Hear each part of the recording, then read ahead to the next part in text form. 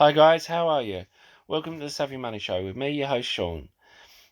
If you find any of today's entertainment helpful, don't forget to smash the lovely like button. Helps with the YouTube algorithm and getting the video out to more people.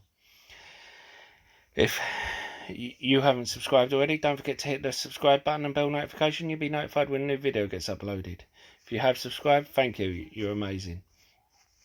And thank you to everyone for giving up your precious time for watching this video.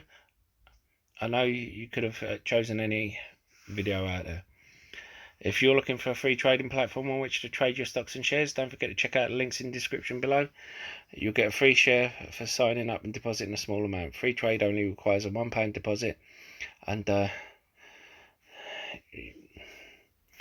others are £100 or dollars depending on the platform you choose. Now that all that old blind is done with, on with the show. And Luckin coffee. Who doesn't like a cup of char every now and then? Now, what's different? They've given notice of a general meeting for the shareholders. Oh, and the plot thickens. And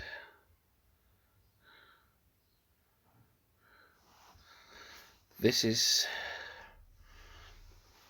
the timeline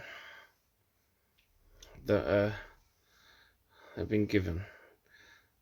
They received the delisting notice from NASDAQ on May 15th, and they're given 7 days to respond. Luckin responded to respond if they want a hearing. They announced that they requested a hearing, and then on the 22nd they formally request the hearing. Now usually it would take 30 to 45 days with the SEC, but because of the situation it's taken longer. So come June the 15th, sorry my eyes are, 15th, Chinese authorities finished their investigation. They found that there was fraud, and they found a certain person was involved in that fraud via emails instructing another person to commit the fraud. Then,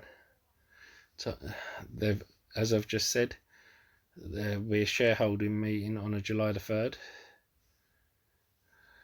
Sorry, not July 3rd. I'm saying July the 5th. And July the 6th, there'll be the NASDAQ hearing where they'll decide whether to delist them or not. Now, these are the resolutions. Starts with Mr. Sean Shao be removed as a director of the company. Mr. David Hugh Lee to be removed. Mr. He Lee be removed.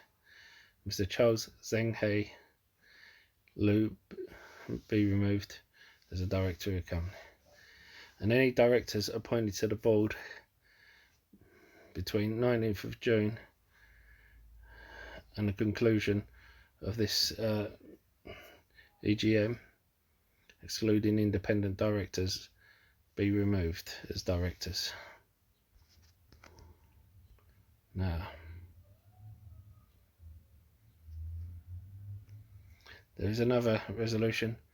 The company waiver any right to and releases any further discharges Mr. Sean Shea from any and all loss, damage, misfortune or claims which may happen in or arise from the execution or discharge of the duties, powers or authorities or discretion of Mr. Shell's office at the company or in relation thereto, in law or in equity, whether known or unknown, suspected or absolute or contingent, which a company ever had, now have or hereafter can, shall or may have against Mr. Shell, in the event that resolution 1 above is passed at the EGM, or that Mr. Shell voluntarily and unconditionally resigns from the board prior to the conclusion of the EGM.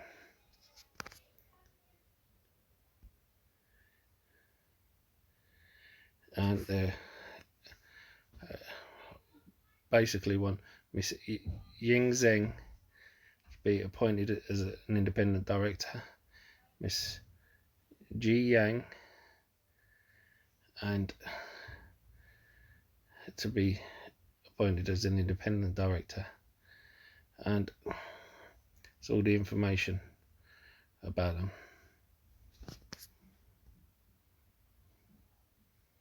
Now, this was the organisation chart of the CEO, COO and the acting CEO, the new CFO. Now, part of the problem is that the director and acting CEO still had ties to fraud. That is part of the problem, why it's not been wrapped up. And as you can see, the ex-CEO and ex-COO were fired.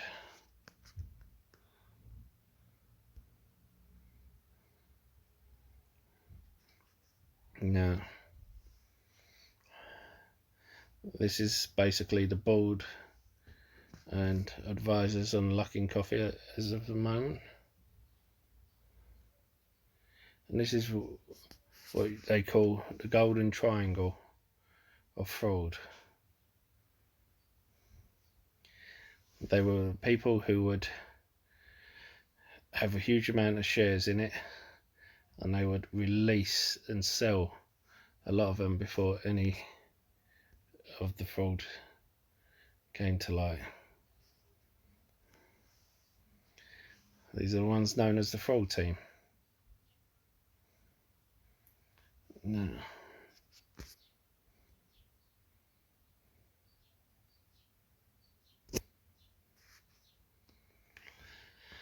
I've already gone through this, sorry. Now, this is how it will look afterwards if everything is passed. Now,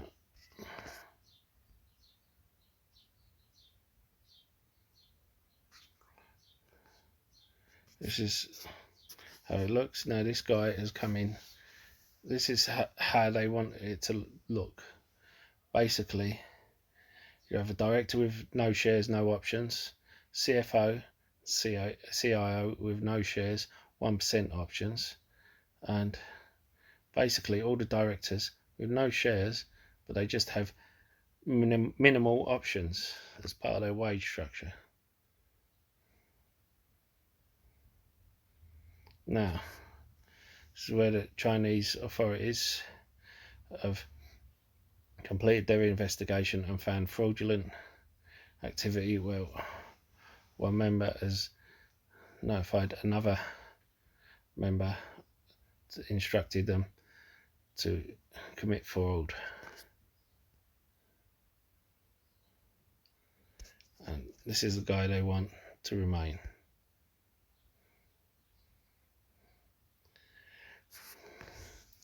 Now, if they did delist them, wouldn't be the end of Luckin Coffee, because the thing they could do now is go to the Hong Kong exchange. It would be at a cheaper price, but it's fairly common for Chinese companies nowadays. And what are the chances? There are 4 options: bankruptcy, where everyone resigns, and Luckin Coffee declares bankruptcy. That's 20% chance. Option 2, fraud team and golden triangle stay on the board because they have so many shares, and they have friends who have shares, and there's 20% chance of that. However, the reason they may not want to is because some of the people who were fired have gone to prison, and if they remove themselves or agree to be removed, they may avoid prison. Option 3, retreat. Full team and golden triangle gone. The CEO stays and new board of directors. CFO resigns because the CEO stays. And then Nasdaq delists them because the CEO stays, which will give 20% chance of. Now this is the 40% chance, which is the preferable one for the Luckin Coffee shareholders. Full team and golden triangle doesn't resign. CFO pitches a compliance plan. New CEO, new board of directors.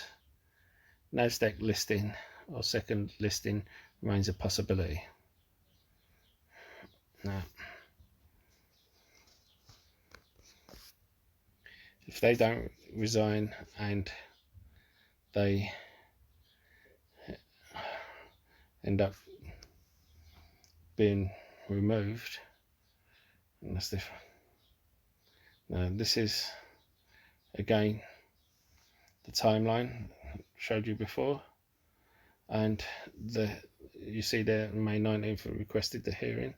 This is the form that they would have used for the hearing, and I understand then panic selling because people keep seeing things like this, and here's one that looks likely, but don't forget it's a risk reward situation. You've got just as much chance of it staying on as you do of it coming off. So if you came in an early a high price target, if it was a high price when you came in, there's no point in you selling off now. You may as well roll the dice. If you come in at $2 or something and you've made a profit, and fair enough, no problem selling off. You made a profit, no one went broke making a profit. But something you have to decide. But don't forget to hit the like and subscribe button, and I'll see you in the next video. Goodbye.